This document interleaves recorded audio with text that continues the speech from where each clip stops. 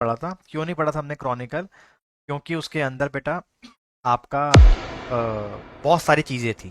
ठीक है, मैंने पहले आपको एक्ट्स पढ़ाए थे, फिर बीच में मैंने आपको स्टार्ट करा लॉर्ड रिपन, लॉर्ड लिट्टन, फिर लॉर्ड कैनिंग पे गया मैं। इसको ऐसे नहीं पढ़ाया जा सकता।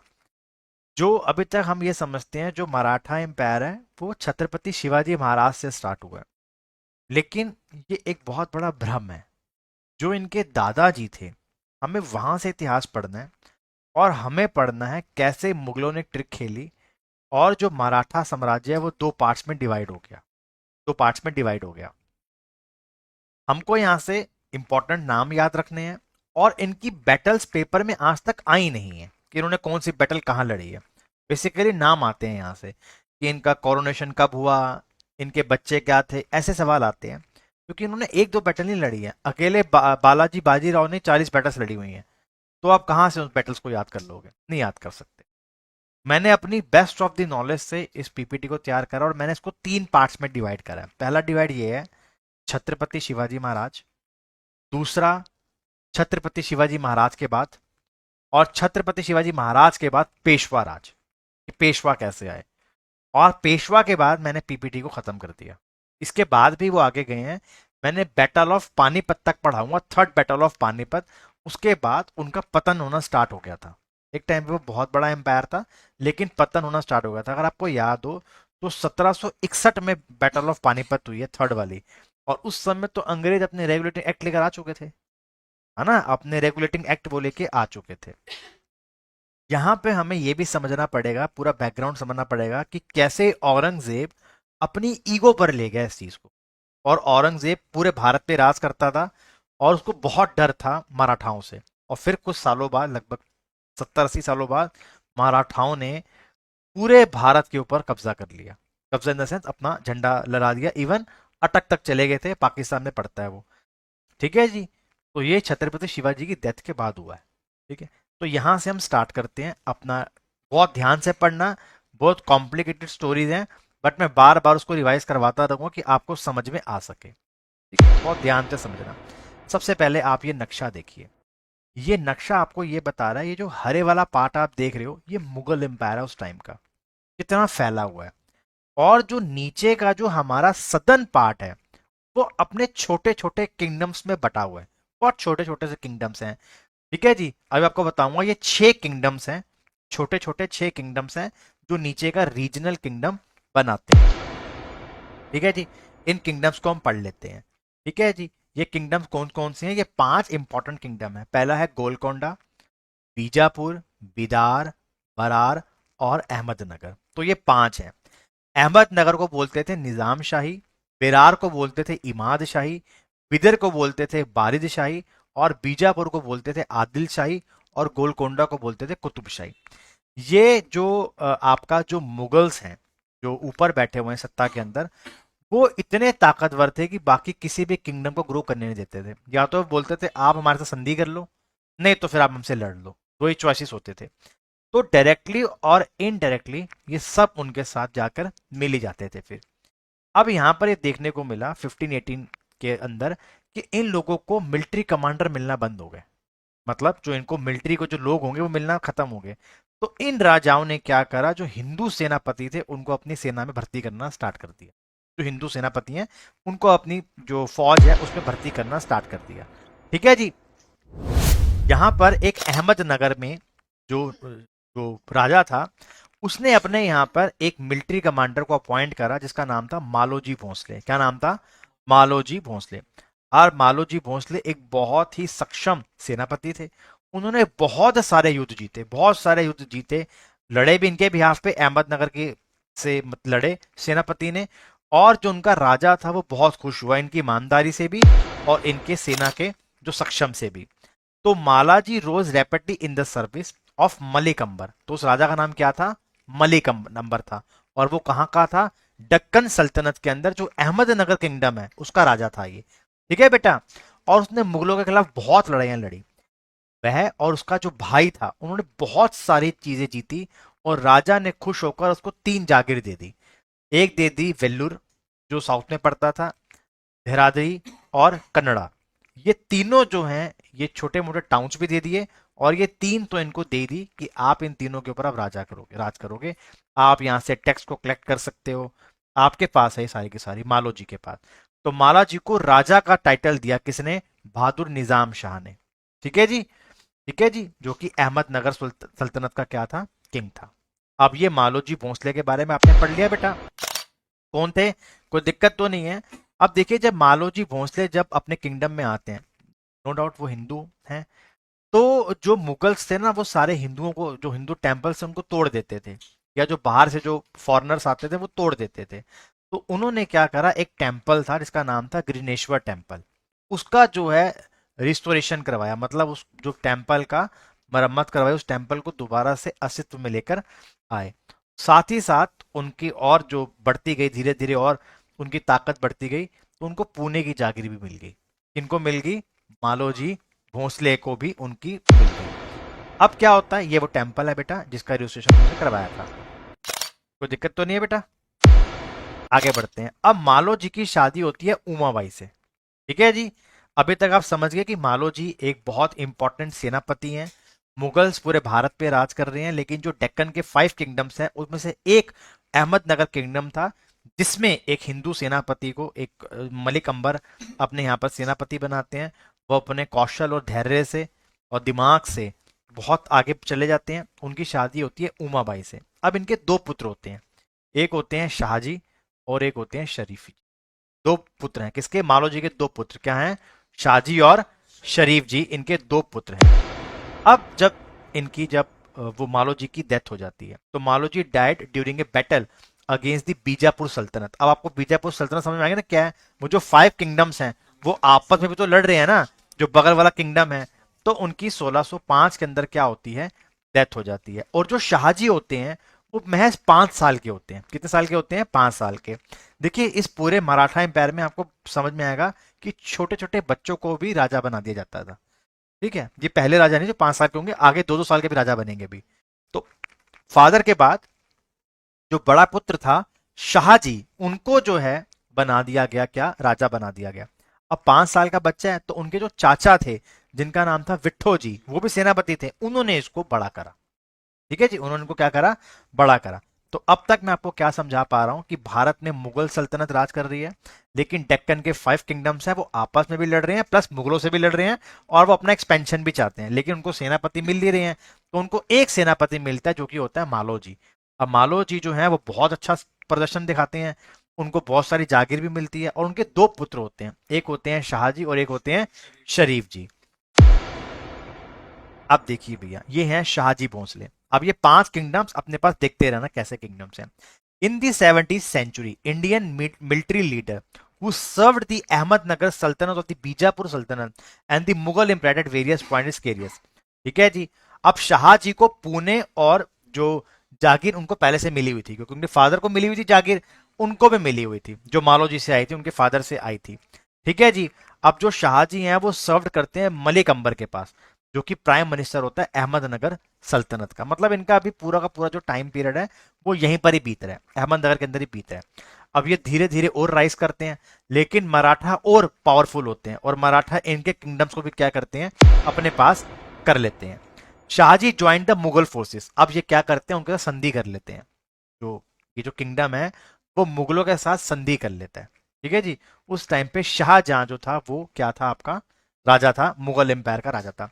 तो Shahji join the Mughal forces and served under emperor Shahjahan for a short period. The treaty between the Mughal empire and the सल्तनत ऑफ बीजापुर इन 1636। तो बीजापुर और मुगलों के बीच में एक संधि होती है 1636 के अंदर, जिसके अंदर जो शाहजहां होता है वो अपने पास कर लेते हैं। मैंने बताया ना, या तो लड़ लो या उनका साथ दे दो। ठीक है जी। अब शाहजी को ये कहा जाता है कि उनके पास पुणे की जागीर रहेगी, लेकिन जो बाकी जो टेरिटरीज होंगी वो कौन ले जाएंगे? मुगल्स ले जाएंगे। अर्थात शाहजी को दुख तो लगेगा कि उनके फादर ने कितनी सारी वो अपने नाम पे करवाई, लेकिन मुगल आए और एक ही बार में सब कुछ आके मेरे से ले गए। ठीक है जी। ये हैं शाहजी। अब मालो जी और उमा भाई की शादी हुई, इनके 2 पुत्र हुए जिनका नाम था शाहजी और शारीफ जी। मैंने आपको बताया कैसे मालो जी से उनको प्रॉपर्टी इनहेरिटेड होती है, लेकिन फिर मुगल्स और ताकतवर होते हैं, और जो मुगल होते हैं धीरे धीरे वो आगे बढ़ते जाते हैं, और जो मुगल्स होते हैं वो एक टाइम पर आकर इनके साथ भी टीटी साइन कर लेते हैं, जो कि इनके लिए एक सेटबैक होता है। इनके लिए शाहजी। अब शाहजी की शादी होती है जीजा भाई जादव से। ठीक है, किनसे होती है? जीजा भाई जादव से इनकी शादी होती है। इनके आगे तीन पुत्र होते हैं। एक होते हैं छत्रपति शिवाजी महाराज, एक होते हैं सांबाजी शाहजी भोसले, और एक होते हैं विनायक कोजी भोसले। ये इनके तीन पुत्र पैदा होते हैं इनके। शरीफ जी अब हमारी स्टोरी में नहीं रहेंगे। ठीक है, इस स्टोरी में अब आगे हम किसको लेके चलेंगे? छत्रपति शिवाजी महाराज को। अब आपको समझ में आया कि छत्रपति शिवाजी जी का जो बैकग्राउंड है वो भी एक वॉरियर है।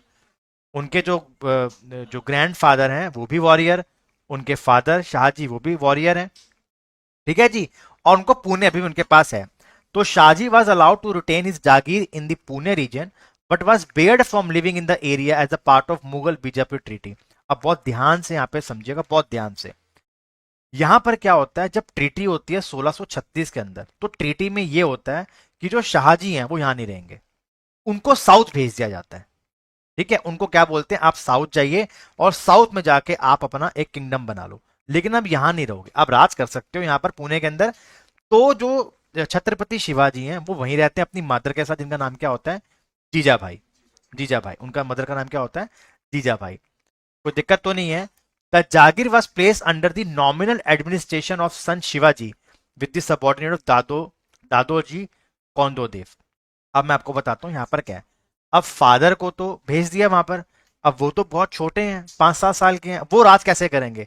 तो यहां पर उनके आते हैं गुरु, उनका नाम क्या है? दादोजी कोंदादेव। वो उनको बताते हैं कि कैसे लड़ना चाहिए, क्या स्ट्रेटजी होगी, वॉर की स्ट्रेटजी कैसी होगी।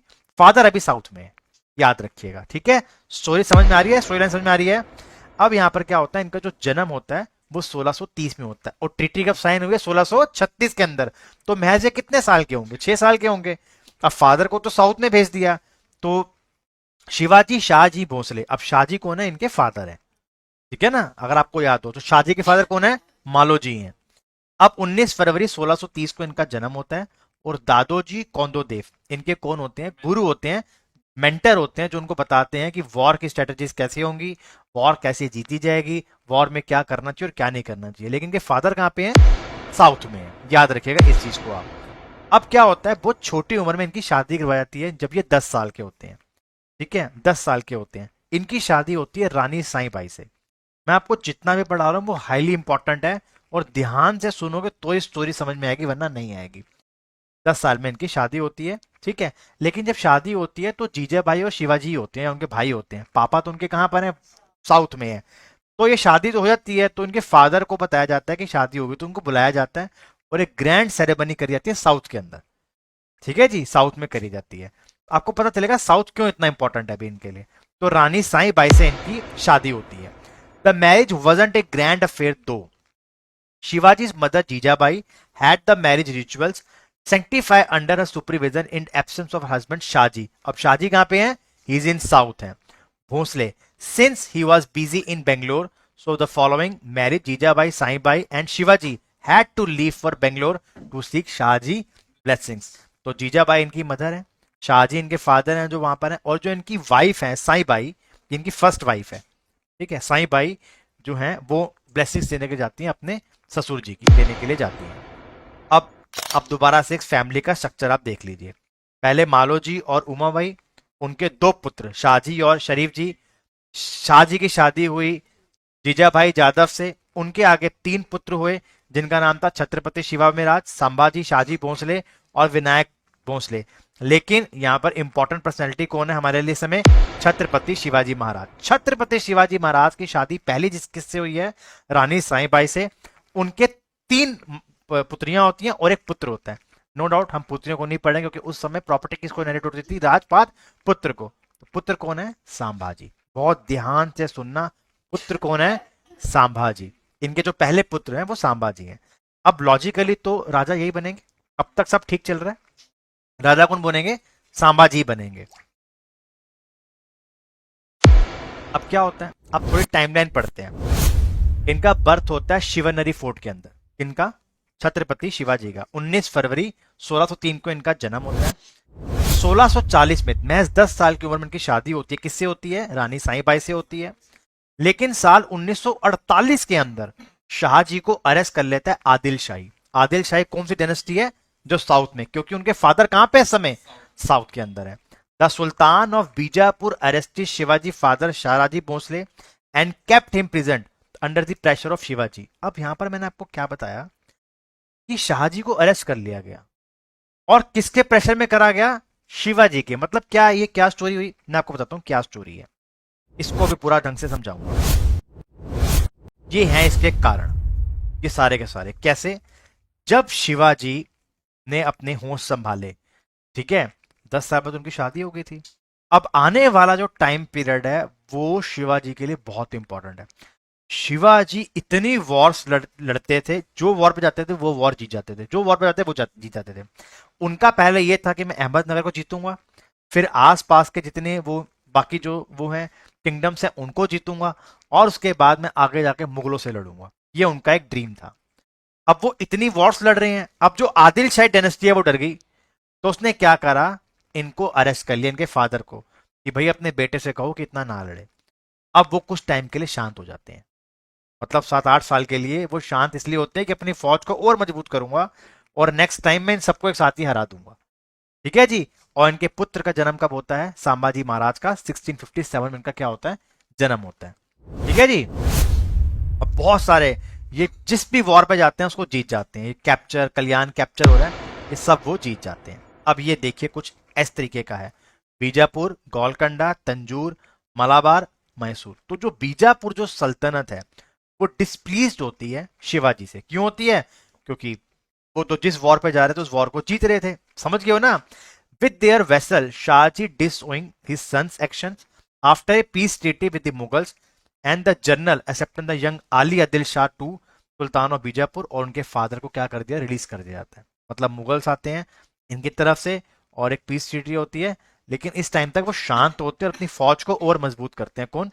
शिवाजी। और मजबूत इनको करते हैं। अब देखिए क्या होता है 1657 के अंदर, ठीक है, जो सुल्तान होता है जिसका नाम होता है, बड़े ध्यान से आप मेरी बात को समझिएगा इस चीज को, जो सुल्तान होता है वो बहुत परेशान होता है। किससे परेशान होता है? शिवाजी से। अब वो किसी भी हालत में शिवाजी को अपने पास चाहता है। ठीक है जी। अब वो जो जैसे इस टाइम पे 5-5 साल के बच्चे किंग बन रहे हैं, ये भी बहुत छोटा था एज में। अब वहां पर क्या था, एक बड़ी साहिबा थी, लेडी थी, आदिल शाह डायनेस्टी की। वो ये कहती हैं कि किसी भी हालत में मुझको शिवाजी चाहिए, आप उनको अरेस्ट करके आओ। क्या बोल रहा हूं मैं? 1657 के अंदर जब वो दोबारा से वॉर करना स्टार्ट करते हैं उस पीस ट्रीटी के बाद, अब जो बड़ी साहिबा है वो कहती हैं कि मुझे इसको अरेस्ट करना है। वो अपने पहले जनरल को भेजते हैं, इसका नाम होता है अफजल खान। अब अफजल खान का क्या करता है? अफजल खान कहता है कि मैं अभी नहीं पकड़ सकता, पहले इनको मैं बाहर निकालूंगा, क्योंकि गुरिल्ला वॉरफेयर करते हैं। इसने क्या करा, जितने भी हिंदू टेम्पल्स थे उसने उनको जलाना स्टार्ट कर दिया वहां पर, जितने भी हिंदू टेम्पल्स थे। ठीक है जी। Before engaging him in the Bijapur forces distracted, जो भवन टेम्पल थे वे उनको क्या करना कर दिया, इन्होंने आग लगाना स्टार्ट कर दिया। अब यहां पर क्या होता है, ये फोर्ट है प्रतापगढ़ फोर्ट। यहां पर क्या होता है, जो इसकी जो बड़ी साहिबा होती है, जो वो फौज भेजती हैं, वो फौज इनकी घेराबंदी कर लेती है। लेकिन इस वॉर के अंदर छत्रपति शिवाजी जीत जाते हैं और इसको भी क्या करते हैं? हरा देते हैं। तो इसको बोलते हैं बैटल ऑफ प्रतापगढ़। क्या है? Battle of Pratapgarh. तो ये पहली बैटल है जो आपने ध्यान रखनी है। ये बैटल हुई थी इन दोनों के बीच के अंदर। ठीक है जी। जो आदिल शाही जो जो साहिबा है, उन्होंने इसको अरेस्ट करने के लिए इस बैटल की लड़ाई है अफजल को भेजा था। जनरल अफजल साहिबा ने अफजल खान को भेजा था लड़ने के लिए। ठीक है जी। अब कोई दिक्कत तो नहीं है? यहां तक समझ में आ गया? चलो अब क्या होता है, अब जो इनका राजा होता है वो कहता है कि मुझे आपसे मिलना है। ठीक है। अब बैटल ओवर हो चुकी है, वो कहता है चलो पीस ट्रीटी हम लोग साइन कर लेते हैं, पीस ट्रीटी साइन कर लेते हैं। वो छत्रपति शिवाजी महाराज को मिलने के लिए बुलाता है, वो उनको गले लगाता है और वो पीठ पे इनकी वार कर देता है। और छत्रपति शिवाजी क्या करते हैं, उसको जो एक एक टाइगर कफ होता है उससे उनको मार देते हैं। कुछ इस तरीके का होता है ये वाला। तो ये कौन सी बैटल है? ये है बैटल ऑफ प्रतापगढ़। ठीक है। ये मतलब जब बैटल प्रतापगढ़ की चल रही थी उसके बाद पीस ट्रीटी करना चाहता था ये, लेकिन उसका पॉइंट क्या था कि मैं शिवाजी को इस तरीके से पीछे से मार दूंगा। ठीक है जी। लेकिन बैटल ऑफ प्रतापगढ़ शिवाजी के जो फोर्सेस होते हैं बहुत बुरे तरीके से, जो बीजापुर का जो सुल्तान होता है, ठीक है जी, अफजल खान, जिसको कौन भेजता है, बड़ी साहिबा, अब इसको मार दिया। अब खत्म। अब बड़े साईं भाई और परेशान है कि यार ये तो बहुत खतरनाक चीज हो गई है। अब आता है सेज ऑफ पन्हाला। अब ये क्या है, जब इनकी फौजों को ये हरा देते हैं, ये जो हरा देते हैं इनकी फौज को जब हरा देते हैं, अब साइबा और परेशान हो जाती है। अब वो मुगलों की मदद मांगती है। अब मुगल्स भी अपनी फौज भेजते हैं इनको पकड़ने के लिए, शिवाजी को पकड़ने के लिए। Having defeated the Bijapur forces sent against him, Shivaji and his army march towards the Konkan coast and Kolhapur, seizing Panhala fort and defeating Bijapur forces. अब ये, हाँ बेटा, क्या हुआ जब ये फोर्ट खत्म हुआ, प्रतापगढ़ फोर्ट खत्म हुआ, तो शिवाजी को ये समझ में आया कि मेरे बहुत अगेंस्ट हैं। अब वो क्या करा, उन्होंने स्ट्रेटजी करी ऑफेंसिव, कि मैं जाके फर्स्ट पहले लड़ूंगा। ऑफेंसिव, डिफेंसिव नहीं करा, ऑफेंसिव करा। इसे बोलते हैं सेज ऑफ पनहाला। ठीक है जी। अब यहां पर क्या होता है, रुस्तम जमान आता है। अब ये जो रुस्तम जमान होता है, ये मुगल फोर्सेस से आता है साईं बा की मदद करने के लिए, क्योंकि अफजल खान को तो उन्होंने मार दिया, छत्रपति शिवाजी को। अब वो बहुत परेशान है। एक दिन वो अपने किले में होते हैं, पनहाला फोर्ट, और इस फोर्ट को वो जीतते हैं। याद आया। अब वो फोर्ट में होते हैं, आराम से बैठे होते हैं, और ये लोग क्या करते हैं, ये बाहर से जाके हमला कर देते हैं। ठीक है, बाहर से जाके क्या कर देते हैं, हमला कर देते हैं। इसे कहा जाता है, ये जो इनकी जो फौज होती है, उस फौज का नाम होता है सिद्दी जोहर। क्या नाम होता है, सिद्दी जोहर। और जो उनका नेता होता है उसका नाम क्या होता है, जो मैंने अभी आपको पढ़ाया, उसका क्या नाम था, रुस्तम जमान था। ठीक है। Siddi Johar to attack Shivaji in the southern border. ये अलायंस होता है किसका, मुगल्स का और बीजापुर सल्तनत का, कि हम अटैक करेंगे और शिवाजी को अरेस्ट कर लेंगे। लेकिन होता क्या है, बहुत टाइम तक ये बाहर खड़े रहते हैं, खड़े रहते हैं, खड़े रहते हैं, लेकिन शिवाजी वहां से स्केप करने में कामयाब हो जाते हैं। लेकिन बैटल होती है, लगभग 3 महीने तक ये बैटल चलती है। ठीक है जी, 3 महीने तक ये क्या चलती है, बैटल चलती है। उसके बाद क्या होता है, जब शिवाजी पन्हाला से भाग जाते हैं, तो उनके कुछ जो वो होते हैं, सोल्जर्स होते हैं, वो कहते हैं कि नहीं हम लड़ेंगे, आप जाओ। तो वो लड़ते भी हैं। 300 सोल्जर्स के आसपास ये लोग लड़ाई लड़ते हैं। ठीक है जी। तो उनका नाम होता है, ये जो लड़ रहे हैं लड़ाई इस समय, उनका नाम है सरदार बाजी प्रभु देश पांडे। ठीक है जी। और ये वहां से लड़ते हैं, लेकिन जो शिवाजी होते हैं वो वहां से क्या होते हैं, चले जाते हैं। इसे बोलते हैं बैटल ऑफ पवनखिंड। ठीक है जी, पवनखिंड, जिसे पनहाला भी कहा जाता है। ठीक है जी। कोई दिक्कत यहां तक बेटा। अब यहां पर क्या होता है, बड़ी बेगम बीजापुर अब बहुत परेशान। अब तक वो मुगलों के छोटे मोटे लोगों से मदद मांग रही थी, अब वो सीधा मदद किससे मांगती है, औरंगजेब से। ठीक है जी। अब वो औरंगजेब को बोलती है कि मराठा एम्पायर बहुत आगे बढ़ रहा है, और अगर इसको ना रोका गया तो हम तो जाएंगे जाएंगे, साथ में आप भी जाओगे। ये है बड़ी बेगम बीजापुर की, क्योंकि वो दो को भेज चुकी है, अफजल खान को छत्रपति शिवाजी ने मार दिया। अब जो वो आया छोटा, जो मुगल का जो बन के आया, रुस्तम जमान, वो भी नहीं पकड़ पाया उनको। अब यहाँ पर एंट्री आती है औरंगजेब की। आपको पता है औरंगजेब कितना खतरनाक था, बहुत डेडलीस्ट मुगल एम्पर था। अब वो ये क्या करता है, वो अपने अंकल को शेस्ता खान को भेजता है, जा जाके लड़ा। शेस्ता खान को भेजता है। अब शेस्ता खान 1.5 लाख की फौज लेकर पहुंच जाता है यहाँ पर। ठीक है जी। शेस्ता खान यहाँ पर 1.5 लाख की फौज लेके पहुंच जाता है। अब क्या होता है, बड़ी बेगम की रिक्वेस्ट के ऊपर ये औरंगजेब की जो फौज होती है, जो कौन उसका हेड कर रहा होता है, शेस्ता खान, क्योंकि डायरेक्ट औरंगजेब के कंट्रोल में है। अब ये इनके काफी सारे जो पोस्ट होते हैं, जो सिद्धि जौहर, जो उनका जो फोर्ट है वाला, मैंने आपको पता है जो फोर्ट जहाँ पे बैठे हुए थे वो वाला, उस फोर्ट पे भी कब्जा करते हैं। जहां पर शिवाजी रहते हैं उसे लाल महल कहते हैं, उस पे भी कब्जा कर लेते हैं। समझ गए, मतलब उनके पूरे फोर्ट पे कब्जा कर लिया, उनकी सब जगहों के ऊपर क्या कर लिया, सेना वेना भेज दी, किसने, शेस्ता खान ने। अब वो जंगलों में थे शिवाजी। अब शिवाजी ने बोला कि भाई मैं इसको तो नहीं छोड़ता, किसको, शेस्ता खान को। ये क्या करते हैं, महज 40-50 बंदों के साथ फोर्ट में घुस जाते हैं। अब वो शेस्ता खान को मारने के लिए जाते हैं, शेस्ता खान तो बच जाता है, उसकी 3 उंगलियां काट देते हैं, और वो ऊपर से कूद जाता है। अब वो क्या होता है, 5 अप्रैल 1663 को शेस्ता खान को मारने के लिए जाते हैं। याद रहे, शेस्ता खान औरंगजेब का अंकल है, चाचा है उसका। उसकी 3 उंगलियां काट देते हैं, किसकी, शेस्ता खान की। ठीक है जी, तो 5 अप्रैल 1663 को कुछ लोगों के साथ वो जाते हैं और शेस्ता खान भाग जाता है। अब लादनी सी बात, सब भाग गए, कोई दिक्कत तो नहीं है। अब शिवाजी यहीं नहीं रुकते, शिवाजी पहले इसको भी कर लेते हैं। सूरत एक पोर्ट है जो बहुत इंपॉर्टेंट है मुगलों के लिए, वो उस पोर्ट पे भी हमला कर देते हैं। ठीक है जी, तो 1664 को Shivaji sack the port city of Surat, एक वेल्दी मुगल ट्रेडिंग सेंटर था, और ये इसको भी अपने कंट्रोल में ले लेते हैं और बोलते हैं अब आपसे हमें क्या दोगे, टैक्स दोगे। अब भाई ये कहता है बड़ी बेगम ने तो मुझे फंसा दिया, औरंगजेब कहता है भाई बड़ी बेगम ने तो मेरे को फंसा दिया, वो कह रहा है मेरी विक्ट्री है, विक्ट्री नहीं कह रहा भाई, कह रहा है मेरे पास बची 2 उंगली है। औरंगजेब इतना गुस्सा हो गया, औरंगजेब चाहता तो अपने अंकल का सर कलम करवा देता कि तुम मेरी बेइज्जती करवा के आया है, फिर इसको बंगाल भेज दिया शेस्ता खान को। ठीक है जी, इसको बंगाल भेज दिया, तू तो बंगाल जा भाई, बहुत बेइज्जती तूने मेरी करवा ली। अब पैसा भी चला गया हाथ से, बेइज्जती भी होगी औरंगजेब की कि भैया मराठा एम्पायर ने मुझको हरा दिया। अब औरंगजेब बहुत खतरनाक, औरंगजेब ये कहता है कि अब मुझे अपने जो बाकी जो किंगडम्स हैं उनसे मदद लूंगा। ठीक है जी, अब यहां पर क्या होता है, औरंगजेब जाता है जय सिंह के पास। ठीक है जी, वो जाता है औरंगजेब जय सिंह के पास, जय सिंह को बोलता है ऐसे ऐसे एक छत्रपति शिवाजी हैं, उन्होंने तो भैया हमें बर्बाद कर दिया, चाचा की 3 उंगलियां काट दी, पैसा वो हमसे अलग ले गया, और सब कुछ उसने हरा दिया, मेरी 1.5 लाख की फौज उसने हरा दी, अब मैं क्या करूं।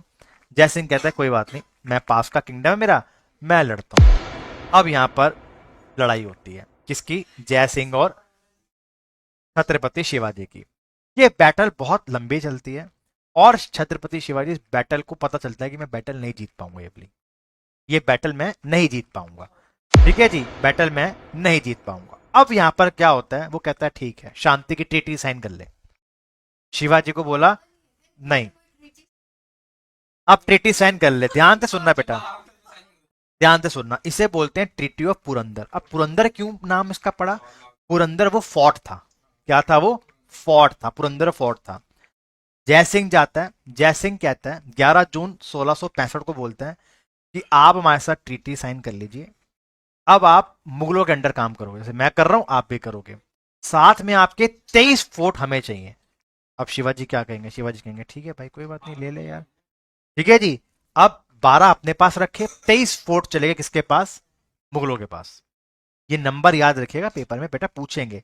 तो 23 जो पोर्ट्स हैं, फोर्ट्स हैं, वो किसके पास चले गए, मुगलों के पास। तो treaty of Purandar was sign between Chhatrapati Shivaji Maharaj और Maharaja Jai Singh on the behalf of Mughal emperor Aurangzeb. ठीक है जी, औरंगजेब से हुई। अब जय सिंह ने बोला कि आपसे औरंगजेब पर्सनली मिलना भी चाहता है, और आपको मारेंगे नहीं, ये छोटी रही, आपको मारेंगे नहीं, अपने वादे पे रहेंगे, आपको कुछ नहीं कहेंगे, आपको बस चलना है, कोई बात नहीं। ठीक है जी, चलना है आपको, ठीक है कोई बात नहीं। अब औरंगजेब वहां पे होता है। ठीक है जी, अब ये अपने पुत्र के साथ 1666 में पहुंचते हैं औरंगजेब के दरबार आगरा के अंदर। कहां पर, आगरा के अंदर। उस समय मुगलों की कैपिटल क्या थी, आगरा थी। औरंगजेब के पास छत्रपति शिवाजी और उनका पुत्र सांभाजी, सांभाजी पहुंचते हैं वहां पर। अब औरंगजेब क्या करता है, औरंगजेब क्या बोलता है कि सबसे बढ़िया चीज क्या है, इंसान की ईगो हट कर दो। अब वो जितने छोटे छोटे सैनिक होते हैं अपने, उनको बोलता है देखो ये वही था जो हमें हरा रहा था, आज देखो मैंने घुटनों पे लाके खड़ा कर दिया इसको। अब इनको बुरा लगा छत्रपति शिवाजी को, इन्होंने ऑफेंसिव होकर उससे बात करी, औरंगजेब को खराब लगा, औरंगजेब ने क्या बोला, इनको हाउस अरेस्ट कर दो, नहीं गला काट। वो चाहता था ये, औरंगजेब ये चाहता था कि सारी कलम कर देते हैं, लेकिन जो बाकी मंत्री थे उन्होंने बोला कि नहीं ऐसा नहीं करे, क्योंकि मैंने वादा करा कि मैं इसको इनवाइट करा है जिंदा, ये इस्लाम के खिलाफ ऐसा कुछ कहा। अब इनको और इनके पुत्र को हाउस अरेस्ट कर लिया। ठीक है जी, पुत्र को हाउस अरेस्ट कर लिया, लेकिन छत्रपति शिवाजी महाराज अपने पुत्र के साथ 1666 अगस्त में भाग गए, भाग गए। ठीक है, अपने बेटे सांबाजी के साथ, सांबाजी और छत्रपति शिवाजी दोनों ही क्या हो गए, भाग गए। ठीक है जी, अब आप ध्यान से समझिएगा कि शिवाजी की क्या क्रोनोलॉजी चल रही है। मालो जी के पास शाहजी, और शिवाजी का क्या एक ड्रीम है कि जितनी वो जो सारी जागीर मुझसे ली गई है मैं दोबारा जीतूं, और प्लस इनको मुगलों को भी हराऊंगा, मतलब सीधा कौन दुश्मन है इनका, मुगल्स। लेकिन इस समय मुगल क्या है, बहुत ज्यादा क्या है, पावर में है, स्ट्रांग है, पावरफुल है। तो यहां पर पहले तो वो बैटल जीतते हैं, ठीक है, कैसे वो फोर्ट से भागते हैं, कैसे वो शेस्ता खान की 3 उंगलियां काटते हैं। लेकिन जब जय सिंह की एंट्री होती है वॉर के अंदर, तो कुछ उल्टा हो जाता है। 23 फोर्ट अपने देने पड़ जाते हैं। फिर वो मुगल दरबार में जाते हैं औरंगजेब के पास, आगरा के अंदर। और वहां से वो भाग के दोबारा से कहां पर आते हैं, अपने किंगडम में आते हैं, अहमदनगर में आते हैं। इस टाइम पीरियड के अंदर उनको समझ में आता है कि लड़ना है तो हमको क्या चाहिए, वेपन्स चाहिए। तो वो गोलकंडा जो किंगडम नजर आ रहा है बेटा आपको साउथ वाला, जहां उनके पिताजी को भेजा हुआ था, वहां से उन्होंने क्या करा, बहुत सारी आर्टिलरीज ले ली, ट्रेनिंग दी अपने बंदों को कि आपको ट्रेन करना पड़ेगा तभी हम जीत पाएंगे। अब क्या होता है, 4 फरवरी 1670 जैसे वो आए, अब वो ये कहते हैं भाई कि ये जो मुगलों ने मुझसे फोर्ट ले रखा है, अब मैं सारे वापस भी लूंगा। उनमें से एक फोर्ट था कोंडाना। क्या नाम है, कोंडाना। अब यहां पर क्या होता है, फोर्ट बहुत हाइट पे होता है। तो ये लोग सब लोग क्या करते हैं, रात का इंतजार करते हैं। जैसे ही रात होती है चढ़ाई कर देते हैं, अंदर जाते हैं और इस बैटल को जीत लेते हैं और ये फोर्ट अपने पास कर लेते हैं। लेकिन इसके अंदर एक दिक्कत होती है, इनके जो ये बैटल ऑफ जो कोंडाना है, याद रखिएगा, इस बैटल के अंदर इनके तानाजी मालुसुरे होते हैं। ठीक है जी, कौन है तानाजी मालुसुरे, इनके ये वो होते हैं मिलिट्री कमांडर होते हैं, उनका वो शहीद हो जाते हैं इस बैटल के अंदर। तो वो ये कहते हैं कि फोर्ट तो आ गया मेरे पास, लेकिन हमारा शेर चला गया। क्या चला गया, हमारा शेर शहीद हो गया, ये फोर्ट आ गया। तो यहीं से इसका नाम बदल के क्या कर दिया गया, सिन्हागढ़ फोर्ट। ठीक है, शेर उन्होंने क्या बोला, गढ़ आड़ा पण सेन गेला, ये मराठी में बोलते हैं। तो जो फोर्ट हम हार गए थे वो हमने वापस ले लिया, लेकिन हमारा जो शेर है वो शहीद हो गया। तो जो बैटल ऑफ कोन्हाड़ा है या बैटल ऑफ सिंघाड़ा है, सिनीखेड़ है, आप समझ सकते हो कि वो इक्वलेंट है। समझ गए बेटे टेक्नोलॉजी, कोई दिक्कत तो नहीं है यहां तक।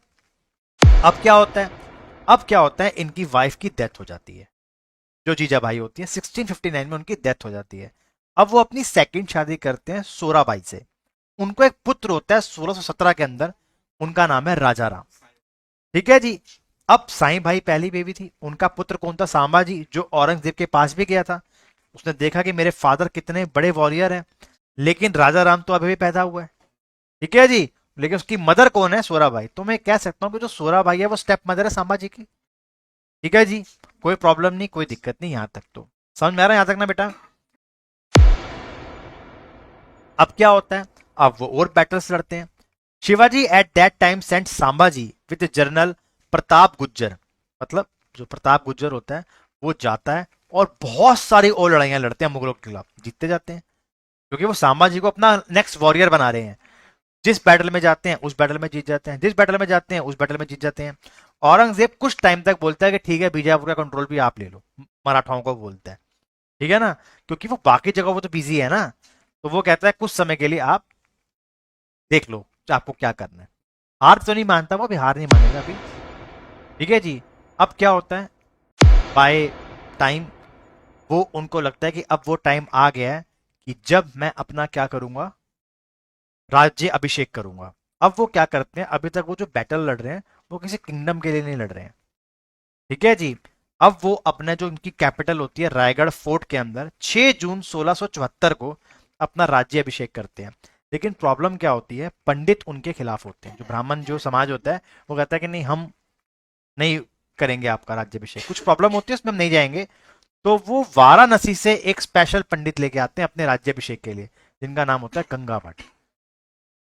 ठीक है जी, क्या नाम होता है, गंगा भट्ट होता है। तो 6 जून 1674 को इनका रायगढ़ के किले के अंदर राज्यभिषेक होता है और इनका नाम क्या है, गंगा भट्ट। और यहीं से उनको उपाधि दी जाती है छत्रपति की। ठीक है जी, छत्रपति शिवाजी महाराज, यहीं से इनका नाम पड़ता है। और इनको कहा जाता है हिंदुत्वा धर्मोचारक, मतलब जो सेवर होगा हिंदुइज्म का। ठीक है जी। तो छत्रपति नाम इनको यहीं से मिला। ठीक है जी। अब यहां पर वो एक ग्रेट एम्पायर का सपना देख रहे हैं, लेकिन होता क्या है, 18 जून 1674 को राइट आफ्टर हिज राज्यभिषेक, इनका राज्यभिषेक कब हुआ, इनका राज्यभिषेक हुआ 6 जून को।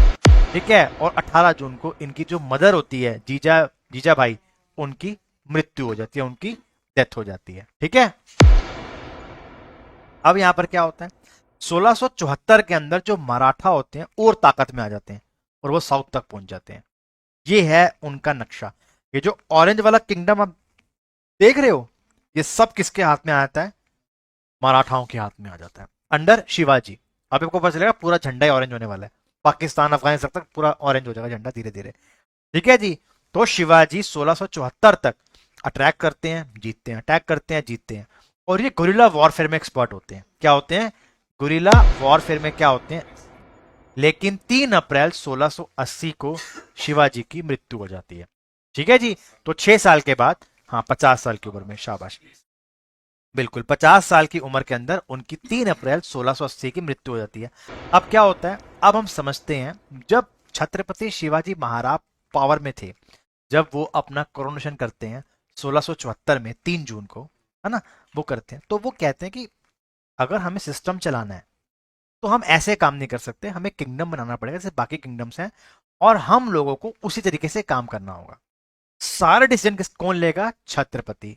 मेरी एक एक बात को ध्यान से सुनेगा, क्योंकि आगे जाकर ये छत्रपति शिवाजी सिर्फ नॉमिनल रह जाएंगे। क्यों रहेंगे, क्या रीजन, मैं आपको बताऊंगा।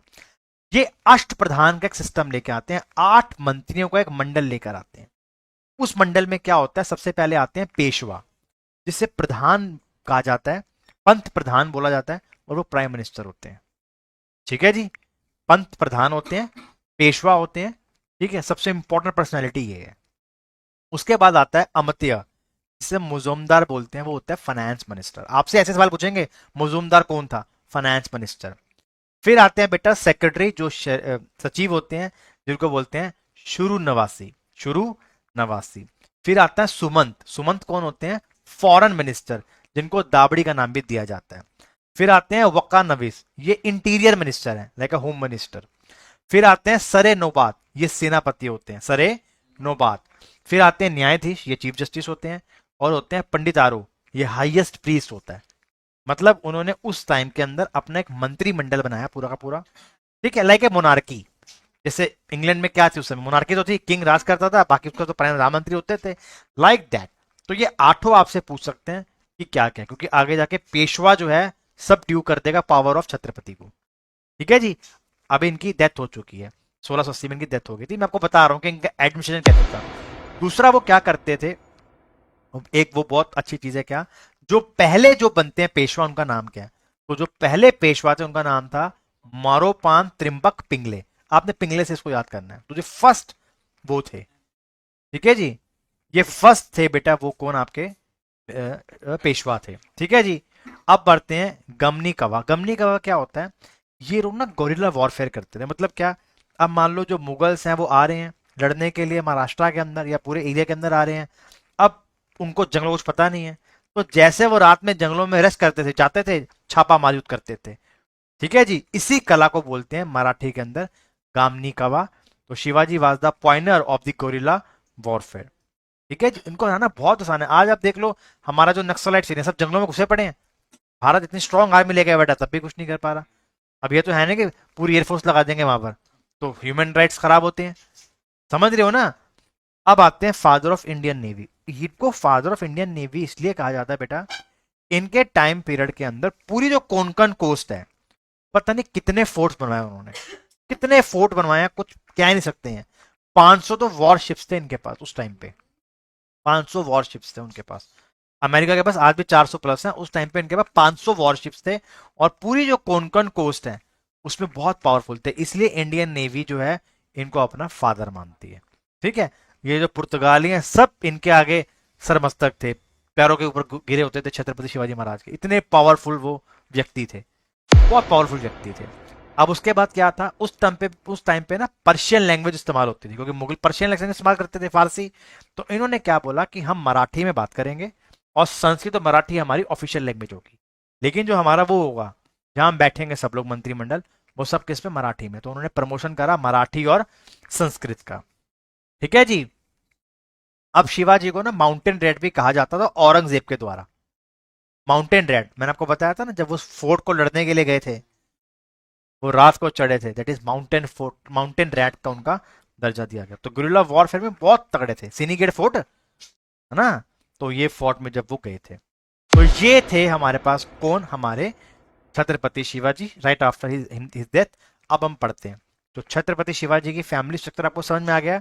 अब छत्रपति शिवाजी की डेथ के बाद 2 बड़े नेता हैं, पहला उनका बेटा संभाजी, जो बहुत बढ़िया वॉर लड़ने में सक्षम है, और राजा राम। अब जो सोरा भाई है, वो ये चाहती है कि मेरा बेटा बने राजा। ठीक है जी, वो चाहेगी मेरा बेटा छत्रपति बने। अच्छा, फर्स्ट छत्रपति कौन है? छत्रपति शिवाजी महाराज। अब संभाजी कहते हैं कि मुझे बनना चाहिए। अब जो अष्ट प्रधान होता है और जो बाकी मंत्रिमंडल होता है, वो संभाजी को क्या बना देता है? राजा बना देता है, छत्रपति बना देता है। और यहां से जो होता है आपका जो आपका क्या बोलते हैं उसको, जब नहीं नहीं, मैं कहाँ पे था, राहत के बाद क्या होता है कि जो मुगल्स होते हैं उनका किंगडम होता है, वो जो संभाजी है उनको अरेस्ट कर लेता है। अब संभाजी वहां पे थे नहीं। अब सारा जो समाज है वो ये कह रहा है कि संभाजी को बनना चाहिए किंग। अब इसकी जो मदर होती है सोराबाई, वो एक बंदे के साथ मिल जाती है जो उन्हीं का जो होता है वहां का, वो अपने बेटे को राजा बना देती है। और जब ये बात पता चलती है संभाजी को, वो जाता है, लड़ाई करता है, और खुद राजा बन जाता है। और सोराबाई को, उसके बेटे राजा राम को, और उसकी वाइफ को, राजा राम की वाइफ को, तीनों को बंदी बना लेता है। और बाद में कुछ महीनों के बाद उसको पता चलता है कि ये मुझे मारने की प्लानिंग कर रहे हैं। ठीक है, मैं आपको बताऊंगा कैसे पता चला था। उनको फिर एग्जीक्यूट कर देते हैं। होता क्या है यहाँ पर, औरंगजेब का एक बेटा होता है, वो औरंगजेब के खिलाफ होता है। ठीक है जी, वो औरंगजेब के खिलाफ होता है, वो इनके साथ जाके मिल जाता है। ठीक है जी, अब राजा राम और उसकी मदर ये कहते हैं कि तू हमारी मदद कर इसको हटाने में, हम तेरी मदद करेंगे मुगल साम्राज्य में हेल्प करने में। ये भाई जाके बता देता है उसको बात ये बोली कि भाई ये तेरे खिलाफ प्लानिंग कर रहे हैं। ठीक है, तेरे खिलाफ प्लानिंग कर रहे हैं। तो फिर वो एग्जीक्यूट करता है उसको। ठीक है, तो उसको क्या करता है, उसको एग्जीक्यूट कर देता है। तो ये थे छत्रपति संभाजी महाराज। कैसे वो गद्दी तक पहुंचे हैं, यहां तक वो कैसे पहुंचे हैं, ये आपको समझ में आ गया कि उनकी डेथ के बाद उनको कितना कुछ अपने घर वालों से लड़ना पड़ रहा है, एग्जीक्यूट करना पड़ा अपनी स्टेप मदर को। राजा राम को छोड़ देते, राजा राम को नहीं मारते हैं वो। ठीक है, उसको नहीं मारते, बच्चा था ना छोटा सा। हाँ वही तो, इतने टाइम पीरियड तक उन्होंने इतना, संभाजी के टाइम पीरियड के अंदर इतना किंगडम उन्होंने बढ़ा लिया था। शिवाजी के टाइम पे कितना था, और संभाजी के बाद कितना बड़ा किंगडम आ गया। ठीक है जी, इनकी भी ज्यादा उम्र नहीं, 29 साल में इनकी भी डेथ हो जाएगी। इनको बहुत कॉन्स्पिरेसी से मारा जाएगा। ठीक है जी, तो ये था पहला स्ट्रक्चर, शिवाजी। संभाजी पैदा हुए 1654 के आसपास। ठीक है, अब पहला चैप्टर हमारा खत्म हो गया। आई होप आपको समझ में आ गया बेटा। पक्की बात, चैप्टर 2 अभी नहीं पढ़ाऊंगा। चैप्टर 2 है संभाजी, तीसरा है पेशवा। अब मैं आपको